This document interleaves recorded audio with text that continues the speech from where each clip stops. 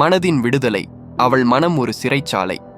சுவர்கள் உயரமாக இருள்கணமாக இருந்தது. சிந்தனைகள் என்ற கைதியை அடைத்து வைத்திருந்தது. அவள் பெயர் தீபா. கணவன், குழந்தை, வீடு, சமையல் என்ற சுவர்களுக்குள் தன்னை அடைத்து வைத்திருந்தாள். ஒரு நாள் கையில் கிடைத்த புத்தகம் அவளது உலகத்தை மாற்றியது. மனதின் விடுதலை என்ற தலைப்பில் அந்த புத்தகம் அவளுக்குள் புதிய விதையை விதைத்தது.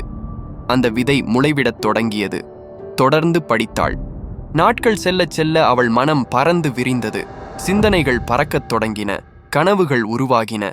தனக்கென ஒரு உலகம் உருவாக்கிக் கொண்டாள். எழுதத் தொடங்கினாள். அவள் எழுத்துக்களில் உணர்வுகள் பொங்கி எழுந்தன. அவள் இன்னும் சமையலறையில் இருந்தாள். இன்னும் தாயாகவே இருந்தாள்.